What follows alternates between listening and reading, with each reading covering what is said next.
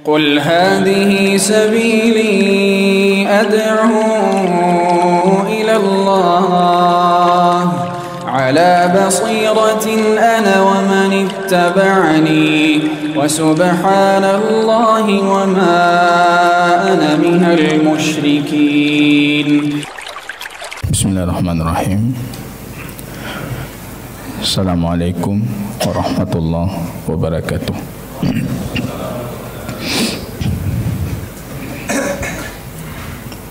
Alhamdulillahi Rabbil Alamin. Nahmaduhu wa nasta'inuhu wa nastaghfiruh wa na'udzu billahi min syururi anfusina wa sayyiati a'malina. May yahdihillahu fala mudilla lahu wa may yudlil fala hadiya lahu. Asyhadu an la ilaha illallah wahdahu la syarika lahu wa asyhadu anna Muhammadan abduhu wa rasuluhu safiyuhu min khalqihi wa khaliluhu. Yaqul rabbuna jalla sya'nuhu fi muhkami tanzilihi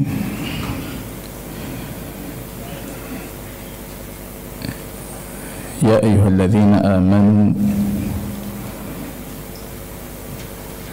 ittaqullaha haqqa tuqatih wa la tamutunna illa wa antum muslimun.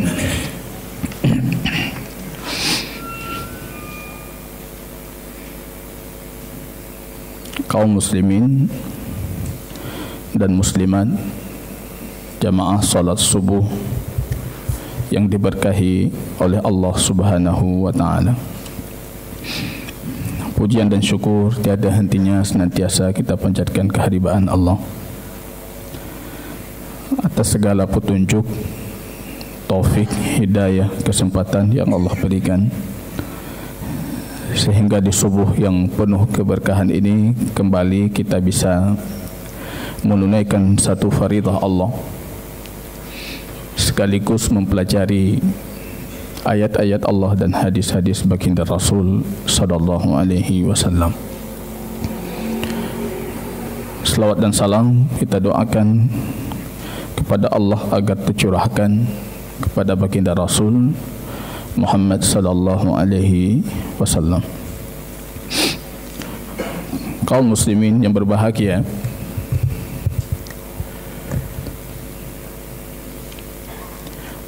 akhir pertemuan sebelumnya kita mengkaji soal Ar-Rabi' wa Arba'un, pertanyaan 44,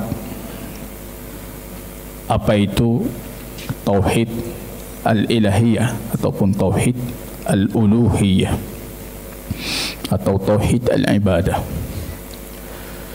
Dari pembagian tauhid yang tiga itu, jamaah kaum muslimin rahimani wa rahimakumullah, kita dapatkan pada pertemuan sebelumnya pembagian itu berlandaskan Al-Quranul Karim, berlandaskan sunnah nabawiyah, dan pembagian itu juga dipahami oleh generasi salaful ummah bahkan dari abad-abad awal hijriyah. Pembagian itu sama sekali bukan konsep baru, bukan definitif baru, itu sudah dikenal dari abad-abad ketiga hijriyah, bahkan kita sudah mendapatkan nukilan yang demikian. Kalau indikasi tentang pembagian ini justru dari zaman para sahabat ridwanullahu ta'ala alaihim, itu sudah banyak sekali indikator dari ucapan mereka yang menunjukkan ada pembagian tauhid. Kaum muslimin rahimani wa rahimakumullah, kita lanjutkan kitab A'lam As-Sunnah Al-Mansyurah li Syekh Hafidh Al-Hakami. As-Su'al Al-Khamis wal-Arba'un, pertanyaan ke 45. Pengarang kitab kita di sini ingin menjelaskan lebih detail lagi tentang tauhid ilahiyah atau tauhid uluhiyah dengan menyebutkan pertanyaan mengatakan ma huwa ziddu tauhid al-uluhiyah atau al-ilahiyah. Apa lawan daripada tauhid uluhiyah itu? Jadi apa lawannya tauhid uluhiyah? Al-jawab yaqulu Syekh Hafidh Al-Hakami rahimahullah, zidduhu asyirk. Lawan dari tauhid ini adalah syirik. Wa huwa naw'ani, syirkun akbaru yunafihi bil kulliyah wa syirkun asgharu yunafi kamalahu. Dan syirik ini kata beliau ada dua bentuk. Yang pertama syirik besar yang menafikan Islam secara kulliyah. Jadi secara mutlak dia tidak ada lagi nama Islam kalau dia melakukan syirik besar. Au syirkun asgharu yunafi kamalahu, ataupun syirik kecil yang menafikan kesempurnaan Islam. Ada yang menafikan Islam secara menyeluruh kulliyah, itu syirik besar, dan ada yang menafikan kesempurnaan Islam, yaitu pelaku syirik kecil. Syirik besar menafikan Islam, syirik kecil menafikan kesempurnaan Islam.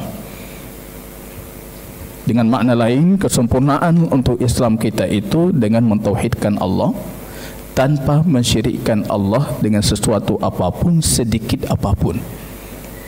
Ini jamaah kaum muslimin rahimani wa rahimakumullah. Araftu syarra la li syarri walakin li tawaqqihi wa man lam ya'rifil khaira min asyarri yaqa'u fihi. Aku mengetahui satu keburukan itu bukan untuk aku melakukannya.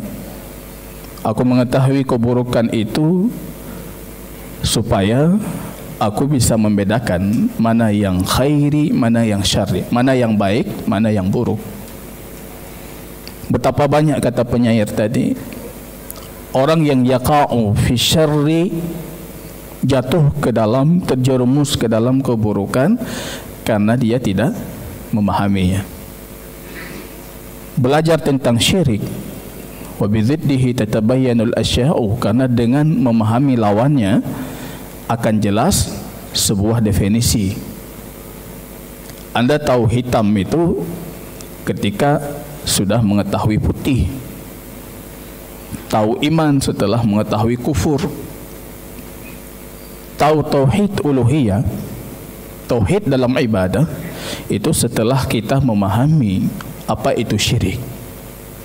Wa biziddihi tatabayyanul asya'u, karena dengan lawannya itu jelaslah sebuah definisi. Itu dengan disebutkan lawannya. Ini jamaah kaum muslimin rahimani wa rahimakumullah. Kalau bisa kita katakan tauhid uluhiyah itu perintah pertama dalam Al-Quran, maka syirik itu larangan pertama. Coba lihat nanti perintah, buka Al-Quran, pertama kali perintah yang anda dapatkan itu mentauhidkan Allah, dan larangan yang pertama kali anda dapatkan wala tusyriku, jangan kalian mensyirikkan. Ini kita berbicara tentang hakikat dari segalanya, yang penting dari semuanya, asyirk. Kata yang hari ini banyak jamaah kaum muslimin yang mungkin merasa alergi, tidak nyaman, padahal seharusnya kata ini wasiat Quran, dan seharusnya ini wasiat pertama seorang bapa untuk anaknya. Nanti coba buka Quran surat Luqman, 8 wasiat super Luqman. Wasiat pertamanya itu jangan syirik, jangan syirik. Itu wasiat Luqman. Para ulama mengatakan Luqmanul Hakim, walaqad ataina Luqmanal hikmata an yashkurillah. Luqman itu sudah kami anugerahkan hikmah, kebijaksanaan. Kemudian dia mewasiatkan kepada anaknya. Wa idh qala Luqman li ibnihi wa huwa ya'idhuhu ya bunayya la tusyrik billah inna syirka la zulmun 'adzim. Wa idh qala Luqman, wadhkur itu ada takdirnya dalam ilmu bahasa. Wadhkur, ingatlah oleh kalian, idh qala Luqman li ibnihi, ketika Luqman itu mewasiatkan kepada anaknya. Wa huwa ya'idhuhu, waw itu waw haliyah, dalam i'rabnya waw hal. Jumlah setelahnya itu, kalimat setelahnya kalimat haliyah. Haliyah itu menceritakan kondisi. Ingatlah oleh kalian ketika Luqman menasihati anaknya, mengkondisikan untuk menasihati anaknya. Ini yang ingin saya katakan. Ini di antara pelajaran-pelajaran penting yang harus kita ambil dari Luqman ketika menasihati anaknya. Mengkhususkan waktu, yaitu wahwa ya'idhuhu, itu ada makna tersirat di situ. Luqman mengkhususkan waktu menasihati anaknya. Walaupun semua momen kita dengan anak itu momen wasiat, momen nasihat, tapi ketika kita khususkan, apalagi untuk wasiat besar, itu akan ada penerimaan yang lebih besar dari anak. Mengkhususkan, ya, itu di antara ilmu. Kalau di buku kita itu Generasi Lintas Dimensi, saya menyebutkan bab khusus itu tentang wasiat Luqman.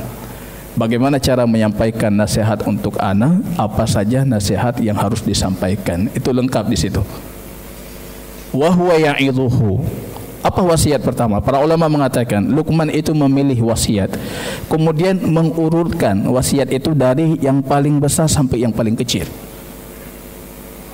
dari perkara inti itu sampai perkara tentang akhlak dan kesempurnaan. Wasiat pertamanya apa? Ya bunayya, wahai anandaku, la tusyrik billah, jangan engkau syirikkan Allah. Menariknya, anaknya tidak bertanya apa itu syirik.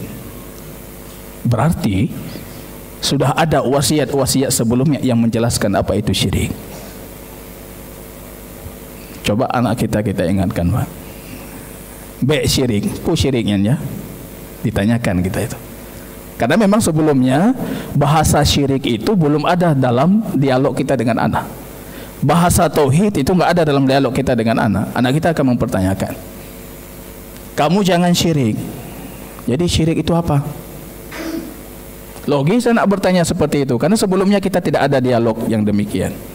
Tapi Luqman itu tidak ada sahut menyahut dengan anaknya tentang definisi syirik, karena pembahasan ini sudah selesai bagi anak Luqman itu.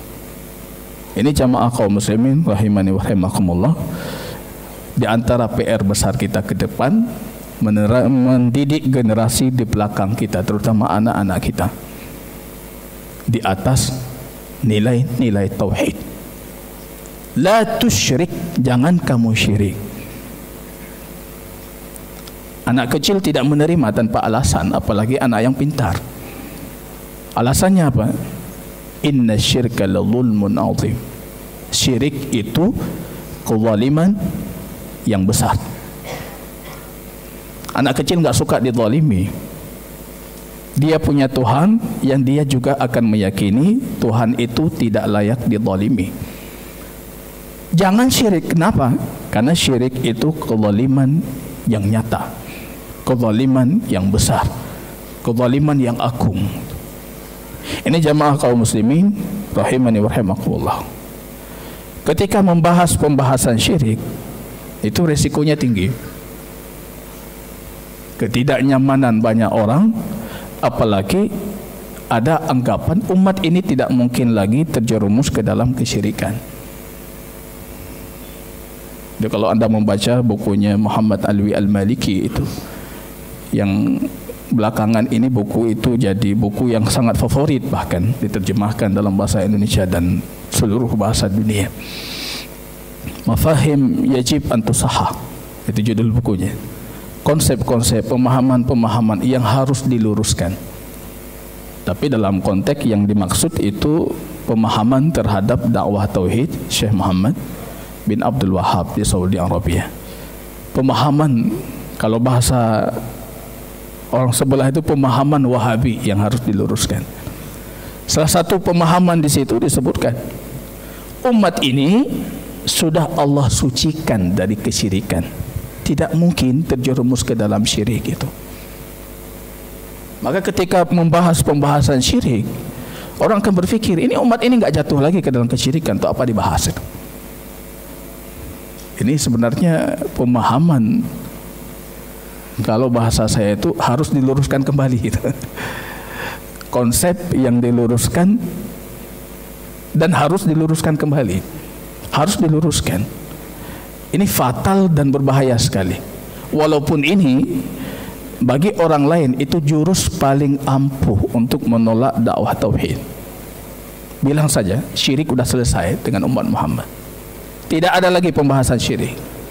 Orang tidak akan lagi membahas pembahasan syirik.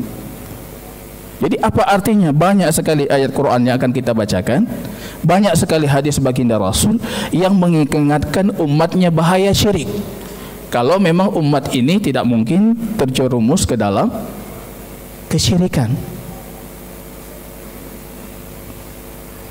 Dosa paling besar apa ya Rasulullah? Coba kita perhatikan itu Al-Kabair Imam Dhahabi. Dosa pertama paling besar itu apa? Sesuai hadis baginda Rasul, apa kata Rasul sallallahu alaihi wasallam? Asyirk. Dosa paling besar itu syirik. An taj'ala lillahi niddan wa huwa khalaqaka. Allah yang sudah menciptakanmu, engkau sekutukan dirinya. Itu dosa paling besar. Jadi apa fungsi Rasul mewanti umatnya jangan syirik kalau umatnya memang sudah terjamin dari kesyirikan? Yang kita akui, umat ini secara totalitas, secara menyeluruh, semua kita, mandum umat ini, itu tidak mungkin jatuh ke dalam syirik. Itu harus kita imani. Ta'ifah najiyah, firqah najiyah, ta'ifah mansura, la tazalu ta'ifatun min ummati, itu selalu ada itu. Kalau umat Muhammad semuanya syirik, kita imani tidak mungkin. Tapi kalau sebagian umat Muhammad jatuh ke dalam kesyirikan, ya pasti itu realita, itu tidak bisa kita bantah. Dan hadis-hadis baginda Rasul menunjukkan demikian. Dalil-dalil yang mereka suguhkan itu hampir semuanya, kalau bukan lemah, itu pemahamannya keliru. Itu Syekh Muhammad Alwi Al-Maliki di situ menyebutkan itu qad ya'isa syaitan. Syaitan ini sudah putus asa disembah di Jazirah Arab. Artinya Jazirah Arab tidak akan menyembah syaitan. Ila tahrish fima bainakum, yang bisa syaitan lakukan cuma merusak di antara kalian, mengadu domba kalian, membuat ukhuwah persatuan kalian itu goyang. Itu yang bisa dilakukan oleh syaitan. Ini pemahaman secara makna lafaz hadis seperti itu memang hadisnya lemah, tapi banyak hadis lain yang mendukung kalau syaitan itu sudah berputus asa. Menariknya jamaah kaum muslimin, para ahli hadis dari zaman dahulu itu, dari awal pertama hadis dibukukan sampai hari ini, para ahli hadis tidak pernah memahami hadis syaitan berputus asa itu syirik tidak ada lagi. Tidak dipahami demikian. Syaitan berputus asa, ia berputus asa ketika melihat para sahabat ahli tauhid, melihat izzul Islam, kemuliaan Islam, kekuatan Islam, para sahabat ahli tauhid yang luar biasa tauhid mereka. Syaitan berputus asa. Tapi kalau melihat kondisi kita yang ribut kemarin gara-gara sesajen itu bukan berputus asa, semangat dia. Rame ngendun. Itu nggak mungkin berputus asa itu. Berputus asa itu para ulama mengatakan ketika melihat ahli tauhid, para sahabat Rasulullah, melihat mereka, syaitan berputus asa, Bang. Syaitan itu tidak mengetahui perkara gaib, apa yang akan terjadi selanjutnya. Kita yang bodoh, kita beranggapan syaitan itu tahu dia. Nggak tahu syaitan sama seperti kita. Dia cuma bisa menghukumi dengan kondisi apa yang terjadi di sekitarnya pada hari itu. Putus asa dia melihat para sahabat Rasul sallallahu alaihi wasallam. Oh, tidak mungkin lagi kita disembah di sini. Ya, secara umumnya memang kaum muslimin tidak menyembah syaitan. Ya, kita tidak menyembah syaitan. Bukan orang syaitanisme itu yang menjadikan syaitan sebagai Tuhan, tapi masuk ke dalam perangkap syaitan dalam kesyirikan. Ini tidak dipahami demikian. Merujuk ke pemahaman para ahli hadis, dari tempo dahulu itu tidak ada satupun yang memahami kalau hadis-hadis yang bermakna demikian itu menafikan kesyirikan dari umat Muhammad. Tidak ada itu. Ladinan, kata beliau juga dalam kitab Mafahim Yajib Antusahah, tidak ada dua agama, kata Rasul sallallahu alaihi wasallam, di jazirah Arab. Artinya syirik itu enggak ada lagi, yang ada cuma Islam. Cuma realitanya Rasul sudah wafat, Khulafa Ar-Rasyidin sudah wafat.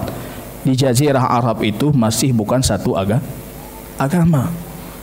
Bahkan sampai hari ini jazirah Arab bukan cuma agama Islam. Jazirah Arab itu masih ada orang Nasrani, masih ada yang non-Muslim. Jadi apa maksud baginda Rasul mengatakan menafikan tidak ada agama lain di Jazirah Arab?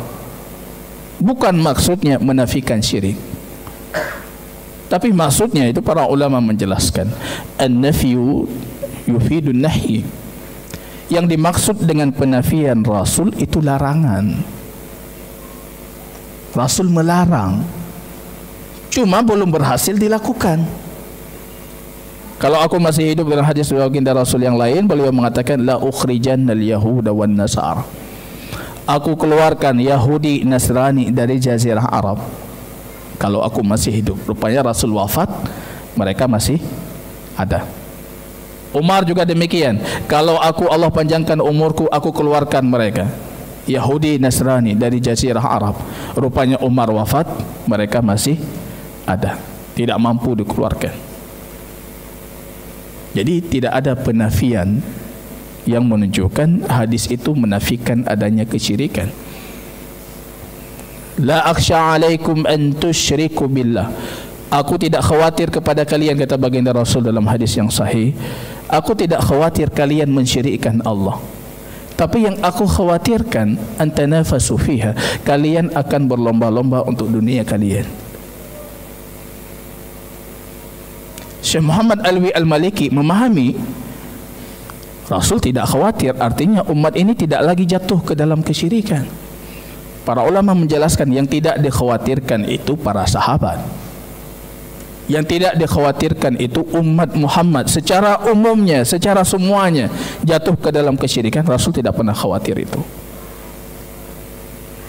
La akhsha alaikumul faqr, itu sama seperti hadis baginda Rasul, aku tidak khawatir kepada kalian kefakiran. Tapi buktinya banyak umat Muhammad yang fakir, banyak umat Muhammad yang miskin. Tapi yang dimaksud oleh baginda Rasul itu para sahabat Rasul. Ketika dibukanya Islam, Masya Allah, mereka menaklukkan negara-negara, kerajaan-kerajaan adidaya di zamannya. Rasul mengatakan, aku tidak khawatir kalian fakir, tapi yang aku khawatir justru kalian berlomba-lomba untuk dunia kalian. Ini jamaah kaum muslimin rahimani wa rahimakumullah. Menafikan syirik dari umat Muhammad itu tertolak secara dalil syar'i dan juga tertolak secara akal. Tertolak itu. Realitas menolak itu. Jadi pembahasan syirik jamaah kaum muslimin rahimani wa rahimakumullah itu pembahasan penting. Kalau tadi kita sebutkan larangan pertama dalam Islam ataupun dalam Al-Quran. Dengan memahami syirik ini, kita lebih bisa memahami tauhid. Intaqadha ural Islam urwatan urwah, itu kata Umar ibn Khattab. Tali Islam kalian itu putus, copot, satu-satu copot itu. Tanpa sadar rupanya Islam kita tinggal nama. tali Islam itu udah putus. Apa sebabnya? Umar mengatakan, orang yang hidup dalam Islam walam ya'rifil jahiliyah, tapi tidak mengenali jahiliyah. Dia tidak tahu syirik seperti apa, tauhid seperti apa. Akhirnya terjerumus ke dalam syirik tanpa dia sadari. Ini bedanya para sahabat dengan kita. Para sahabat ridwanullah ta'ala alaihim itu ada yang dalam syirik 50 tahun, 60 tahun dalam syirik. Ada yang hampir 100 tahun, itu bapaknya dari Abu Bakar As-Siddiq. Hampir 100 tahun itu kerjanya syirik. Ketika dapat Islam, paham sekali dia, oh Islam bukan seperti ini. Itu sama seperti kasus di kita, ada da'i yang punya latar belakang Hindu, mu'allaf dari agama Hindu. Ketika melihat Islam, langsung dia paham, oh Islam bukan seperti itu. Ada rasa-rasa Hindu, oh itu bukan Islam. Apa bedanya saya dulu dengan sekarang gitu? Apa bedanya saya dulu dengan sekarang? Sama itu, nama saja yang berbeda. Ini yang terjadi jamaah kaum muslimin. Ural Islam itu intaqadha urwatan urwah. Tali Islam itu copot satu-satu, lepas dia, lepas. Akhirnya kita enggak ada tali Islam, yang ada cuma nama. Terjerumus ke dalam kesyirikan dalam kondisi kita tidak mengetahuinya. Araftul syarra la li syarri. Dan kalau kemarin di penghujung kajian kita saya wasiatkan untuk mendidik anak di atas nilai tauhid uluhiyah, hari ini kita wasiatkan untuk melanjutkan pengasuhan anaknya dengan memperkenalkan yang menafikan tauhid uluhiyah itu, yaitu syirik. Syirik itu menyekutukan. Asyirku, asyirka, syarika. Ketika kita kongsi punya persekutuan, itu sudah dinamakan syirkah, syarikah. Ketika kita menyekutukan Allah dalam haknya Allah, rububiyah Allah, uluhiyah Allah, di situ dinamakan syirik. Kalau definisi paling sempurna itu menurut saya definisi Rasul.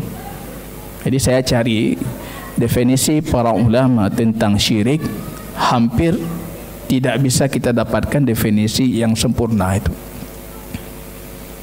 Banyak para ulama kita ketika berbicara tentang syirik itu cuma berbicara tentang contoh. Itu hampir, misalnya Anda membuka kitab Syekh Muhammad Ibn Abdul Wahab tentang syirik, apa syirik, beliau tidak pernah mengkhususkan mendefinisi syirik. Yang ada sedang berbicara masalah lain, tiba-tiba menyebutkan syirik, kasih contoh, kasih definisi yang sempit. Syekhul Islam Ibn Taimiyah juga demikian, para ulama-ulama lain juga demikian. Tapi definisi Rasul saya rasa sangat sempurna itu. Rasul ditanyakan apa itu syirik, Rasul mengatakan an taj'ala lillahi niddan wa huwa khalaqak. Engkau jadikan untuk Allah sekutu, padahal Dia yang menciptakanmu. Sekutu dalam rububiyah, syirik. Sekutu dalam uluhiyah, syirik. Sekutu dalam asma dan sifatnya Allah, juga syirik. Musyrik dalam asma dan sifat Allah. Mengkhususkan ibadah untuk selain Allah, syirik. Mengkhususkan ibadah untuk Allah dan selainnya, syirik. Dan itu hakikat syirik, kita sekutukan. Uluhiyah itu mengkhususkan Allah dalam ibadah. Syirik uluhiyah itu ketika Anda menjadikan ibadah Anda untuk Allah dan untuk selain Allah. Menyekutukan Allah dalam rububiyah, syirik. Syirik dalam rububiyah, Anda sandingkan Allah dengan lainnya. An taj'ala lillahi niddan, engkau jadikan untuk Allah itu sekutu, padahal Allah itu yang menciptakanmu. Mendakwakan ada yang memberi manfaat dan ada yang mendatangkan mudarat, syirik. Kalau dakwaannya itu untuk selain Allah.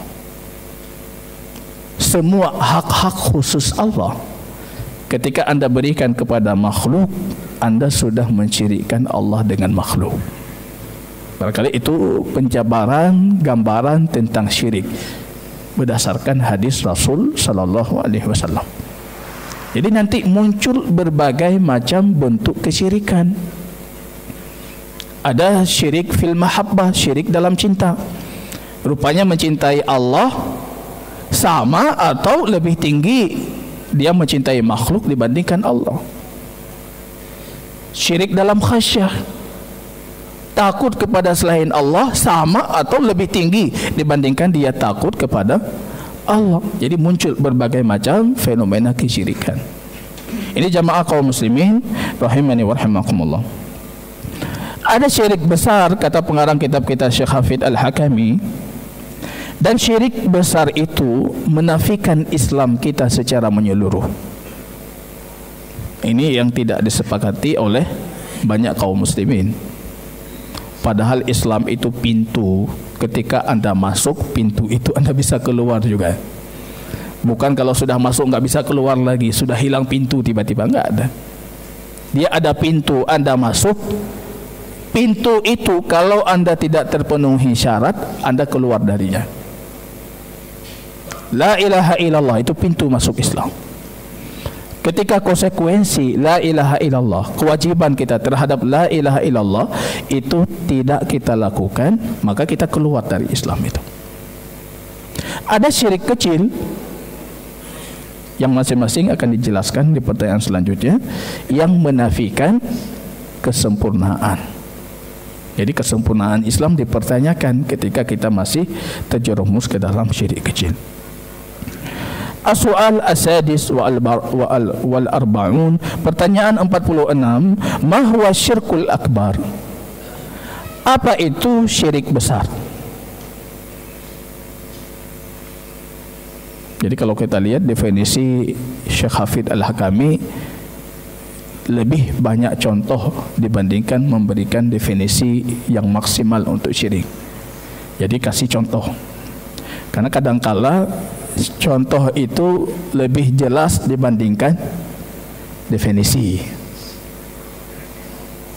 Kalau ada yang bertanya apa itu air, Anda nampakkan saja, nyoi, ini air. Tapi kalau Anda definisikan, yang ada orang bingung apa itu air. Zat cair yang mengalir sesuai wadah berbentuk macam-macam lah dalam definisi fisika atau kimia itu. Orang bingung, itu apa itu sebenarnya? Tidur, definisinya bingung kita. Hilangnya akal, ini itu, pergi kemana, macam-macam ya. Bahkan Syekh Ibn Utsaimin pernah suatu ketika membaca definisi tidur. Akhirnya beliau berkomentar mengatakan, kalau saya tahu tidur seperti itu, saya tidak mau tidur. Hilang akal, hilang ini, hilang itu, ya saya nggak mau tidur saja. Ada kalanya definisi itu lebih mudah dipahami dengan memberikan contoh. Al-jawab, kata beliau, huwa ittikhadul abdi min dunillahi niddan yusawwihi bi rabbil alamin yuhibbuhu ka hubbillah wa yakhshahu ka khashyatillah wa yaltaji ilayhi wa yad'uhu wa yakhafuhu wa yarjuhu wa yarghabu ilayhi wa yatawakkal alayhi aw yuti'uhu fi ma'siyatillah aw yattabi'uhu ala ghairi mardatillah wa ghairi dhalik. Ini sebenarnya lebih ke contoh atau ragamnya bentuk kesyirikan. Beliau mengatakan, apa itu syirik besar? Syirik besar adalah ittikhadul abdi min dunillahi niddan yusawwihi bi rabbil alamin. Hamba menjadikan selain Allah sebagai sekutuan dan dia menyamakan sekutuan itu dengan Allah Rabbul Alamin.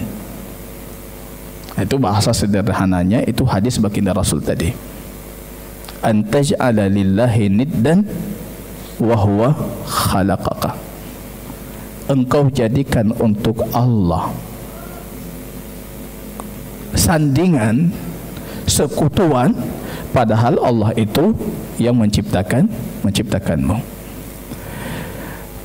Menjadikan hamba itu menjadikan selain Allah sebagai sandingan Allah, kemudian dia beranggapan yang dijadikan sandingan Allah itu sama seperti Allah. Yuhibbuhu kahubbillah.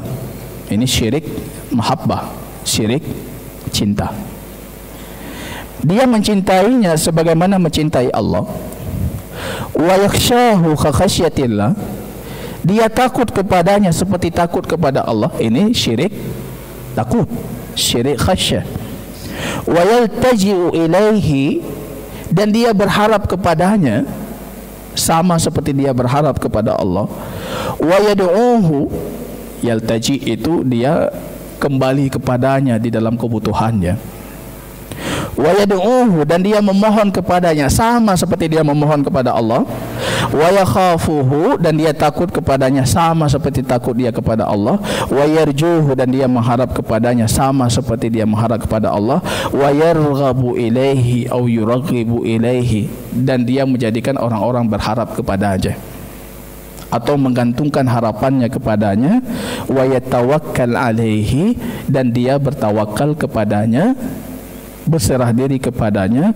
Au yuti'uhu, ataupun mentaatinya, walaupun itu fi ma'siyatillah, walaupun ketaatan itu dia mentaati selain Allah, walaupun untuk berbuat maksiat kepada Allah. Ini syirik taat. Syirik taat ini pernah membingungkan itu Adi ibnu Hatim yang baru masuk Islam. Ittakhadhu ahbarahum wa ruhbanahum arbaban min dunillah. Ketika turun firman Allah, mereka menjadikan pendeta mereka, alim ulama mereka sebagai Tuhan selain Allah. Adi ibnu Hatim datang ke Rasulullah itu mempertanyakan, ya Rasulullah, kami tidak pernah menjadikan pendeta itu Tuhan. Ini kenapa turun ayat kami menjadikan pendeta itu Tuhan? Kami tidak pernah menyembah pendeta, tidak bersujud kepada pendeta. Kami tidak menjadikan pendeta itu Tuhan. Rasul bertanya, alaysa idza halalu ma haramallah ata'tumuhum. Kalau pendeta itu menghalalkan yang Allah haramkan, kalian taati? Betul. Kalau Allah halalkan, pendeta kalian haramkan, kalian mentaatinya? Betul, kata Adi. Itulah menjadikan selain Allah sebagai Tuhan. Ini jelas sekali hadis baginda Rasul. Ada namanya syirik ketaatan. Ketika anda mentaati selain Allah melebihi ketaatan anda, ataupun sama seperti ketaatan anda kepada Allah. Apalagi ketaatan itu untuk berbuat maksiat kepada Allah. Mereka menghalalkan yang haram, kalian halalkan. Mereka mengharamkan yang halal, kalian haramkan.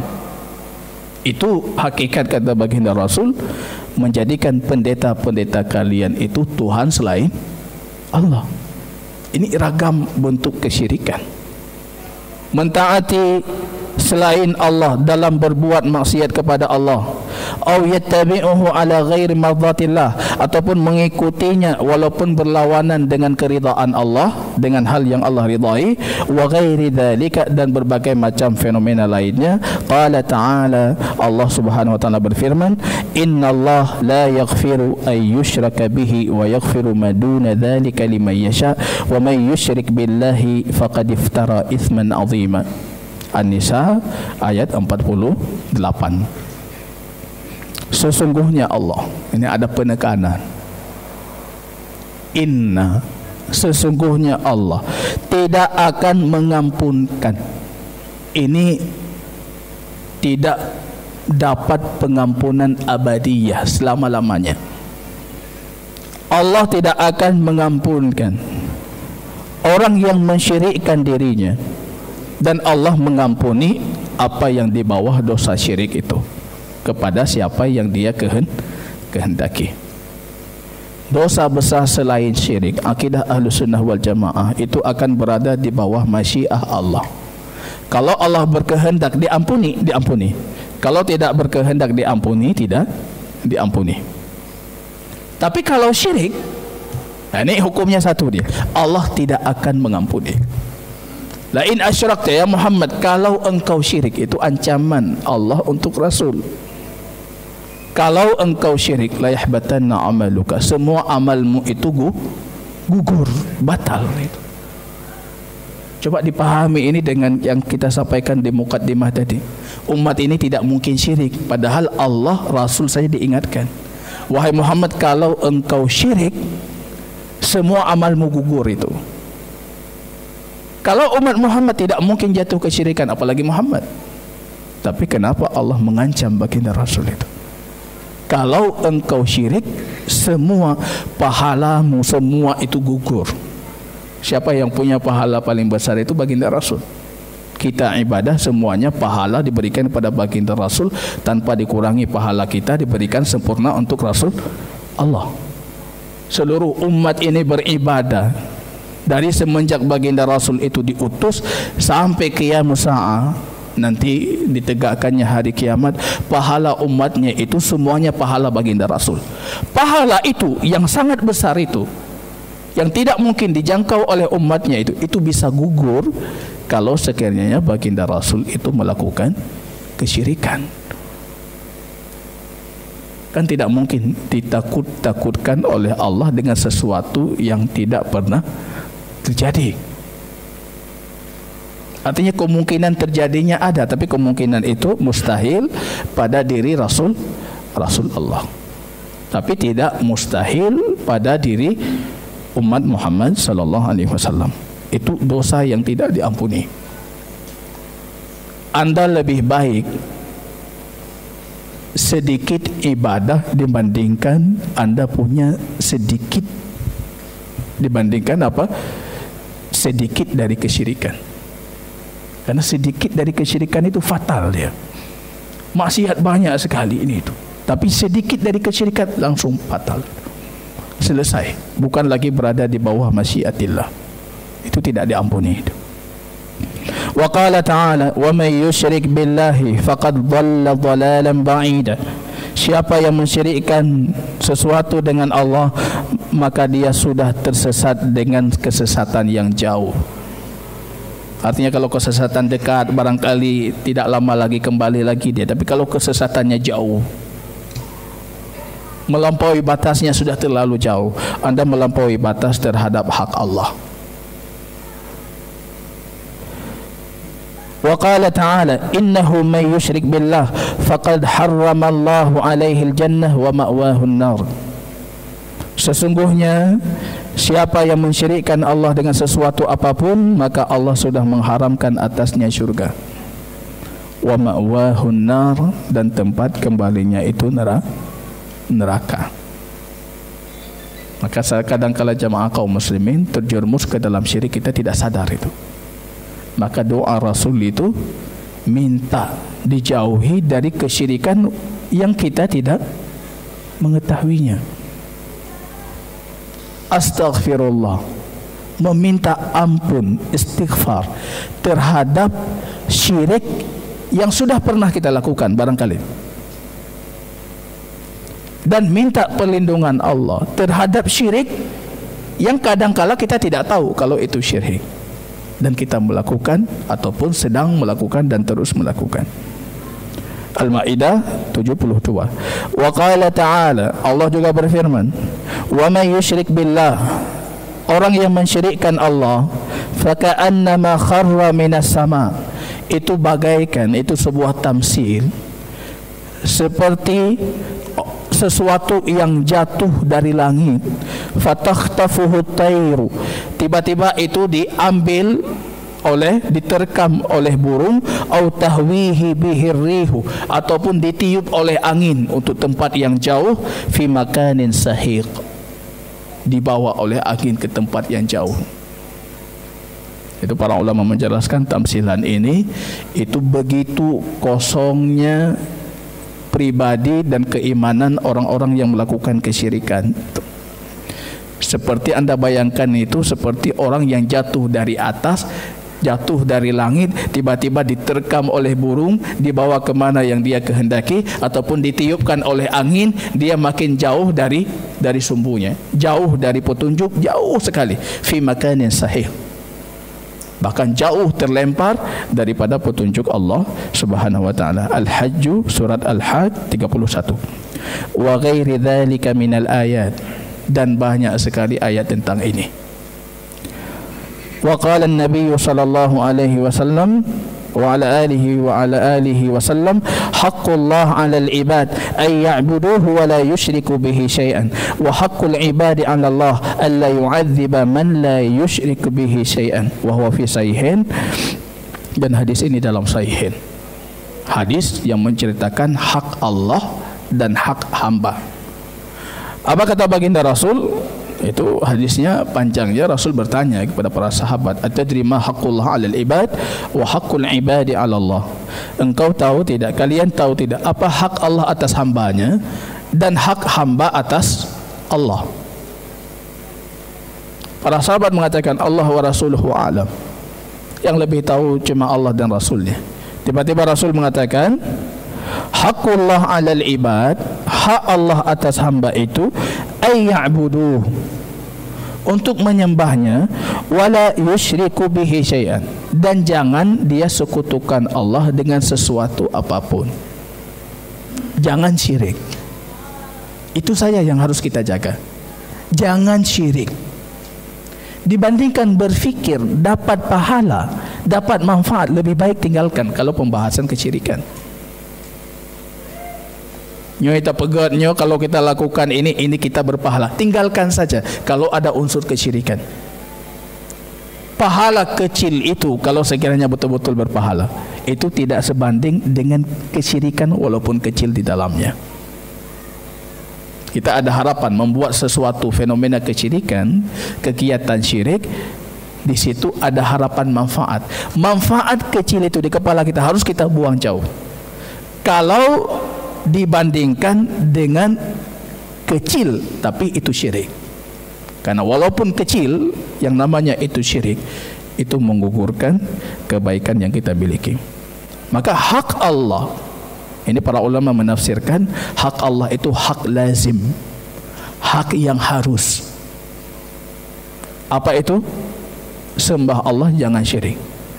Hak hamba ini sebenarnya bukan hak. Apa haknya kita di atas Allah? Bagaimana kita mengharuskan Allah? Allah harus, itu tidak dipahami hak yang mengharuskan. Hak hamba ini dipahami, ini bentuk ta'rid dalam ucapan bahasa Arab. Kadang kita mengatakan hak Allah, hak hamba, hak Allah, supaya katanya itu sama, maka Rasul mengatakan hak hamba. Pada hakikatnya ini bukan hak hamba. Anda diciptakan saja itu sudah karunia besar, apalagi berfikir kita punya hak atas Allah. Itu bukan hak ya, tapi sebenarnya ini balasan untuk hamba yang menunaikan hak Allah tadi. Apa kata baginda Rasul? Wa haqqul ibadi 'ala Allah alla yu'adziba man la yusyriku bihi syai'an. Hak hamba atas Allah itu untuk tidak mengazab siapa yang tidak mensyirikkan Allah dengan sesuatu apapun. Ada yang datang dengan tauhid, dia memahami konsekuensi tauhid, syarat la ilaha illallah yang sudah kita pelajari, syarat Muhammad Rasulullah, dia tunaikan itu secara sempurna. Dia mendapat jaminan penuh untuk tidak diazab walaupun sedikit pun. Tapi kebanyakan kita bukan seperti itu. Ada yang datang dengan tauhid, konsekuensi tauhid itu tidak kita penuhi secara sempurna, maka hampir semua kita itu mu'arradun lil azab, berkemungkinan untuk diazab walaupun sesaat. Itu kondisi kita. Kecuali kalau anda datang dengan tauhid sempurna, konsekuensi tauhid sempurna, syahadah anda itu syarat-syaratnya terpenuhi, Muhammad Rasulullah terpenuhi, anda sempurna untuk itu, maka jaminan hadis ini anda mendapatkan kesempurnaan. Tapi siapa dari kita seperti itu? Kita tidak seperti itu. Artinya apa? Kalau anda sempurna dalam tauhid, tapi konsekuensinya tidak anda penuhi secara sempurna, jaminan tidak diazab ini tidak kita dapatkan secara sempurna. Maka nanti datang hadis-hadis lain tentang syafaat, tentang macam-macam. Ada orang yang sudah masuk ke dalam neraka kemudian dikeluarkan. Itu akidah Ahlus Sunnah. Berbeda dengan akidah Mu'tazilah, Khawarij, yang mereka tidak mengatakan, oh ada yang dikeluarkan, enggak ada keluar, dah masuk selesai. Kafir neraka, mukmin syurga. Antara duanya ke neraka tetap sama seperti Khawarij, Mu'tazilah dalam hukum akhirat. Tapi akidah Ahlus Sunnah, ada orang ahli tauhid, namun dia tidak menjalankan konsekuensi tauhid itu secara utuhnya, masuk ke neraka, diazab. Akan tiba suatu saatnya, siapa yang punya nilai tauhid ini pada dirinya, Allah keluarkan. Ada yang dikeluarkan, tidak lama masuk, dikeluarkan. Ada yang sudah lama masuk, dikeluarkan. Ada bahkan dalam hadis itu sudah gosong dia, dalam kondisi sudah hancur-hancuran, tapi dikeluarkan juga. Wa akhir, dan bahkan ada yang terakhir kali dikeluarkan, dan dia berfikir dia yang pertama kali dikeluarkan. Tebit paling telat, nas mikirlah ulung paling awal ke tebit. Fala'iyatu billah. Yang kita upayakan jamaah kaum muslimin, kita mudah-mudahan termasuk sabiqin al-awwalin. Jadi dari orang mutakaddimin, dari orang-orang yang kalau sudah masuk ke syurga itu sudah selesai itu. Jangan mu'arradun lil azab. Menjaga diri dari syirik itu sama memberikan kita jaminan untuk tidak abadi di neraka. Kalau mampu tauhid itu kita jaga utuh, itu jaminan sama sekali kita tidak akan di neraka dengan fadlullah, keutamaan dan kelebihan yang Allah berikan. Maka syirik ini jaminan ketidakabadian di neraka itu, kalau kita tidak syirik itu. Makanya ini wanti-wanti betul-betul. Zaman sekarang itu muncul sekarang fenomena baru syirik dengan macam-macam. Bahkan boneka itu dijadikan alat kesyirikan, media kesyirikan, digunakan oleh para pesohor tanah air. Akhirnya orang ikut-ikutan. Zulmun azim, kezaliman yang nyata. Itu merambah. Itu fenomena, nanti akan muncul fenomena baru turunannya. Kita yang miskin tak sanggup beli yang mahal, nanti muncul fenomena baru dia. Itu syirik. La yahbatanna amaluk. Batal, gugur semua amal yang pernah kita lakukan, tidak bermanfaat lagi. Ini jamaah kaum muslimin rahimani wa rahimakumullah. Mana lebih penting, kita didik anak atas nilai ini ataupun nilai lain? Nilai ini untuk menjamin keberlangsungan generasi tauhid di masa yang akan datang. Kita tidak ada jaminan itu kalau bukan kita yang melakukan. Dengan dakwah seperti ini, berikan kesadaran. Banyak di luar sana orang tidak mengerti tentang ini, atau bahkan beranggapan kalian terlalu berlebihan baca-baca syirik. Berlebihan sekali anda baca-baca syirik. Itu banyak anggapan seperti itu. Maka tugas kita jamaah kaum muslimin besar dalam membumikan tauhid di tanah air kita ini. Wa huwa fi sahihain, dan hadis yang kita bacakan itu ada di dalam Sahih Bukhari dan Muslim. Wa yastawi fil khuruj bi hadha syirk an ad-din al-mujahir bihi ka kuffar Quraisy wa ghairihim. Orang bisa keluar, sama kata beliau, orang keluar karena kesyirikan ini dari agama yang lurus ini seperti orang kafir Quraisy. Kalau kita melakukan kesyirikan yang sama, ya hukumnya sama. Sekarang orang di luar tidak mau itu. Mereka maunya jangan anda samakan kaum muslimin dengan kafir Quraisy. Kita menyamakan kaum muslimin yang melakukan kesyirikan seperti kafir Quraisy, ya hukumnya sama seperti kafir Quraisy. Sama dalam pembahasan ini kata beliau, yang melakukan kesyirikan keluar dari agama yang lurus ini, dia berterang-terangan dengan kesyirikannya, itu seperti kaum kafir Quraisy wa ghairihim dan lain-lainnya. Wal batinu lahu kal munafiqin al mukhadi'in ad-din yudhhiruna al-islam wa yubtinuna al-kufr. Kalau orang terang-terangan dengan kesyirikannya, itu hukumnya sama seperti kafir Quraisy yang terang-terangan syirik dan memusuhi dakwah Rasul. Kalau orang sembunyi dengan kesyirikannya, dia tidak menampakkan, dia tidak terang-terangan, hukumnya sama seperti kaum munafikin di masa baginda Rasul. Menafikan kekufuran dalam dirinya, ya, pada hakikatnya kekufuran dan kesyirikan itu disembunyikan, hukumnya sama. Kalau perbuatan kita sama, ya berhukum sama. Tidak bisa kita bedakan. Qala Allah Ta'ala, innal munafiqin fi ad-darkil asfali minan nar wa lan tajida lahum nasira. Sesungguhnya kaum munafikin itu berada di kerak paling dasar daripada neraka, dan kamu tidak akan mendapati untuk mereka itu penolong. Illal ladzina tabu, kecuali orang-orang yang bertaubat dari mereka. Taubat itu semua mufassirin mengatakan masuk Islam. Masuk Islam dengan sebenar-benarnya. Wa aslahu, dan memperbaiki diri mereka. Wa atasamu billah, kemudian berpegang teguh dengan Allah. Wa akhlasu dinahum lillah, mengikhlaskan agama mereka untuk Allah. Fa ulaika ma'al mu'minin, maka mereka itu bersama orang-orang mukmin, mereka baru berhukum mukmin. Wa ghairi dzalika minal ayat, dan berbagai macam ayat lainnya. Ini jamaah kaum muslimin rahimani wa rahimakumullah.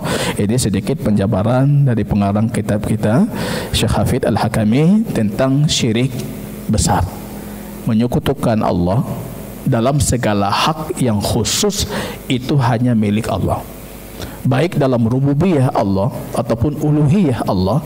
Ketika kita sandingkan, menyamakan selain Allah dengan Allah, maka kita sudah terjerumus ke dalam syirik. Wallahu ta'ala alam bisawab.